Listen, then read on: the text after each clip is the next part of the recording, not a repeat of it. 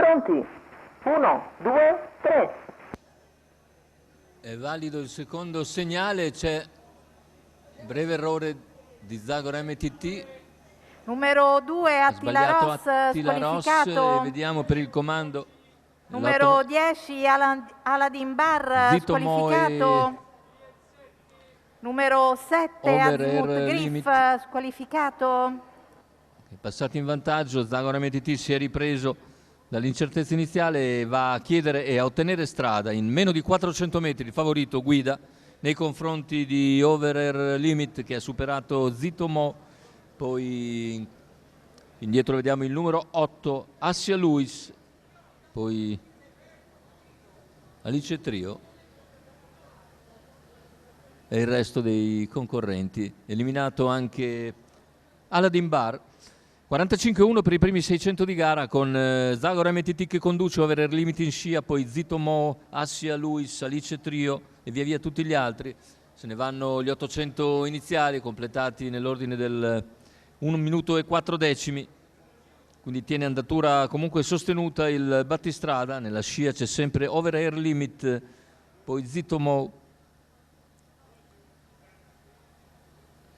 Chilometro iniziale in 1:16,2. Andatura quindi che non consente progressioni esterne. Ci prova Alice Trio quando siamo a un giro dalla conclusione e avanza seguita da Zibellino Abi e Altaseta del Pino, che sono i due estremi penalizzati. Intanto poco più di 600 alla conclusione. Zagor MTT si mantiene in vantaggio nei confronti di Over Air Limit e Alice Trio, che arriva però con bella falcata all'esterno e avvicina Zagor MTT, lo impegna, mentre anche Altaseta del Pino progredisce in terza ruota. Intanto Zagor MTT in vantaggio, attaccato da Alice Trio. Alice Trio insiste.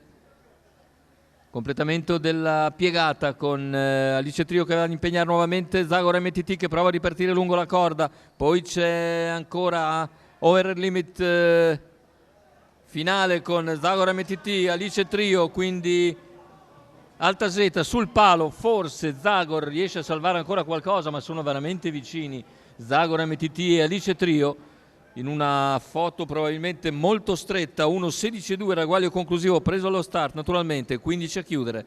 Vediamo di nuovamente l'arrivo fra Zagor MTT e Alice Trio.